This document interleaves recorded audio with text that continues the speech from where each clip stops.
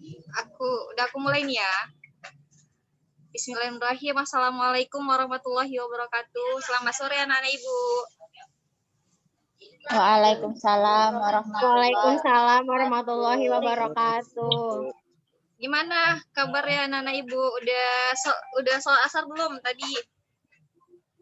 Alhamdulillah baik, Bu. Alhamdulillah baik, Bu. Ditanya.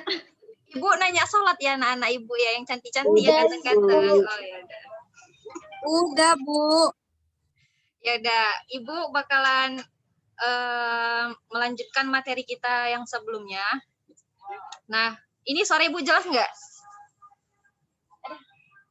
Jelas, Bu. Jelas, Bu. Kalau ngisi absennya nanti gimana tuh? Ibu kirim nanti ya dari ini ya, dari Google, dari chat ya. Absennya ya diisi ya. Iya, Bu. Nah, baiklah. Sebelumnya Ibu bakalan nge-share PPT dulu. Bentar ya.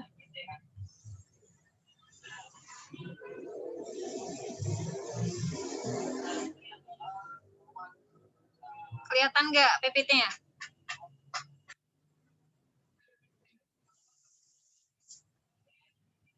kelihatan, Bu. Kelihatan, Bu.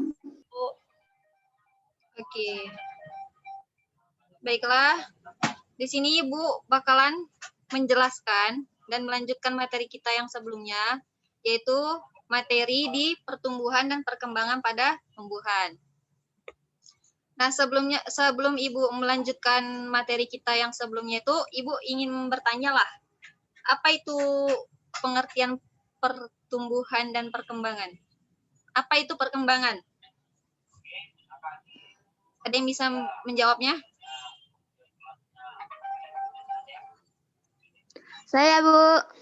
Oke, Nak Febri. Bukan saya yang ngomong, Bu. Siapa nakku? Ibu ndak dengar, ndak lihat. Siapa tuh yang jawab? Saya, Bu. Oh, Sahara ya? Iya, Bu. Iya, Bu. Jadi, iya, Nak. Dijawab, Nak. Nah, itu ada perkembangan kan, Bu? Iya, Nakku. Jawablah. Nah, perkembangan merupakan proses menuju tahap kedewasaan berhubungan dengan fungsi, misalnya mulai berfungsinya organ-organ tubuh, biasanya bersifat kualitatif, baik pertumbuhan atau perkembangan bersifat tidak dapat kembali ke bentuk semula, Bu. Itu aja yang saya tahu, Bu. Oke, pinter ya anak Sarah ya. Oke, makasih jawabannya, Nak ya. Makasih, Bu. Nah, benar tuh yang dijawab teman kalian tuh, apa itu perkembangan? Nah, perkembangan itu adalah merupakan proses menuju tahap kedewasaan berhubungan dengan fungsi, misalnya mulai dari fungsi organnya atau bersifat seperti kualitatif. Nah, selanjutnya itu baik pertumbuhan ataupun perkembangan itu bersifat irasiabel ya, tidak dapat berkembang, tidak dapat kembali seperti bentuk semulanya. Nah, selanjutnya itu di perkecambahan biji atau spora. Nah, di sini perkecambahan biji atau spora itu mengawali proses suatu pertumbuhan. Nah, tumbuhan itu sehingga akan menghasilkan tumbuhan yang mampu kembali menghasilkan biji kembali atau menghasilkan spora baru untuk mempertahankan kelestarian jenisnya. Seperti gambar berikut ya. Anda tahu ini gambar apa? Ada yang tahu ini gambar apa? Ya, benar. Kecambah. Ya, bisa kecambah, toge, apalah itu namanya, untuk sayur-sayuran itu ya kan. Nah, selanjutnya itu, nah, tipe perkecambahan. Nah, di sini tipe perkecambahan itu terbagi menjadi berapa macam? Ada yang bisa jawab? Tadi Ibu kasih contekan. Ada berapa sih? Bu. Ya, bagus. Nah, di tipe perkecambahan ini kita tuh dapat mengetahuinya itu ada dua macam ya kan. Nah, yang di dua macam ini terdapat di hipogeal. Nah, di hipogeal ini di kotiledon tetap di dalam tanah. Nah, yang kedua itu ipegial. Nah, yang di ipegial ini kotiledon di atas tanah. Nah, selanjutnya itu pertumbuhan primer. Nah, di pertumbuhan primer itu kita tuh bisa menjelaskan tuh pertumbuhan primer adalah pertumbuhan apa? Ada yang bisa jelasin? Ada yang bisa jelasin sama Ibu apa itu pertumbuhan primer? Saya, Bu. Oke, nah Febri ya? Pertumbuhan primer itu adalah pertumbuhan yang terjadi akibat aktivitas jaringan meristem primer atau disebut juga dengan meristem apikal, Bu. Nah, baik. Nah, itu ya jawabannya ya. Nah, di sini pertumbuhan primer itu terbagi menjadi 3 bagian. Nah, yang pertama itu tunas embrionik, yaitu calon batang dan daun. Nah, yang kedua itu akar embrionik, yaitu calon akar. Nah, yang terakhir itu kotiledon. Nah, di kotiledon itu terdapat cadang makanan. Nah, ada yang bisa ngasih tahu Ibu alat pengukur pertumbuhan tanaman? Alat untuk mengukur pertumbuhan tanaman?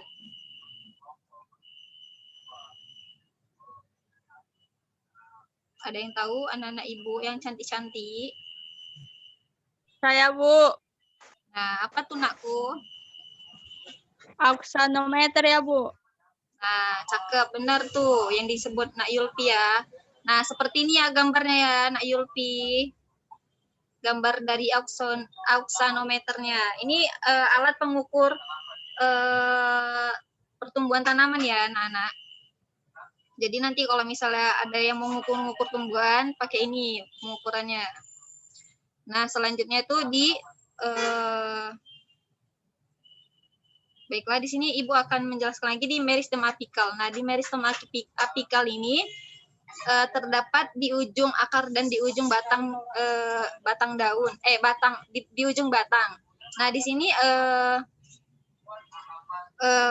meristem apikal itu adalah jaringan yang aktif membelah secara mitosis untuk menghasilkan pertumbuhan. Akibat pertumbuhan ini, akar dan batang tumbuhannya bertambah panjang.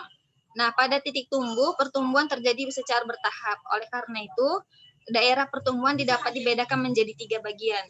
Nah, di bagian yang pertama itu, yaitu daerah pembelahan. Nah, di daerah pembelahan itu ada pembelahan sel gitu kan. Nah, selanjutnya itu di daerah pemanjangan.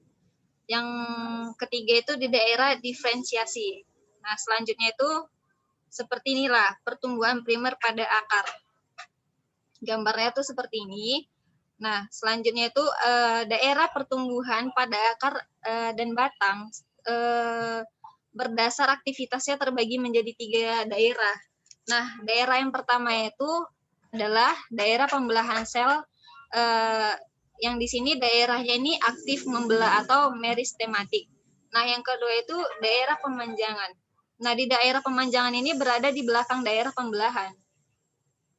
Terakhir itu daerah diferensiasi. Di bagian daerah diferensiasi ini, daerah bagian yang paling belakang dari daerah pertumbuhan.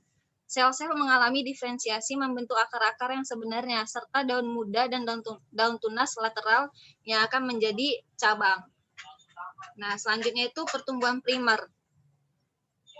Pada pertumbuhan primer itu, pada masanya itu ada perkecambahan bagian pertama. Nah, di sini kita lihat gambarnya nih kan. Ini gambar pertumbuhan primer. Nah, pada masa perkecambahan pada bagian pertama tumbuhan adalah akar radikula.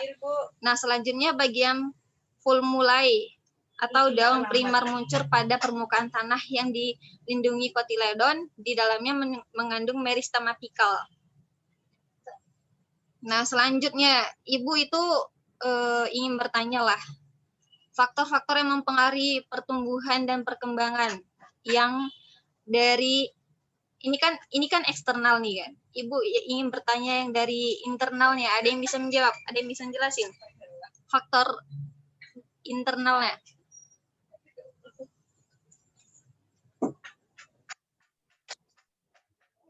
Sifat keluar zoomnya. Nggak bisa masuk lagi. Kenapa?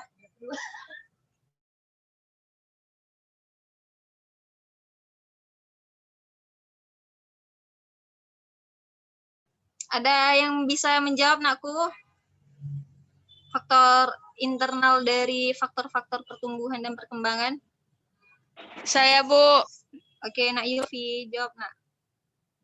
Faktor internal dari pertumbuhan dan perkembangan itu ada 2. Yang pertama itu gen. Nah, Gen merupakan substansi pembawa sifat yang diturunkan dari induk ke anakannya. Dan yang kedua itu ada hormon. Hormon merupakan zat yang berperan dalam mengendalikan berbagai fungsi di dalam tubuh tumbuhan seperti aksin, giberelin, etilen, seperti itu, Bu. nah, benar. Terima kasih ya, Nak Yulfi. Nah, di sini Ibu akan menjelaskan di bagian faktor eksternalnya. Nah, di bagian faktor eksternal ini terdapat beberapa bagian. Nah, yang pertama itu air dan mineral.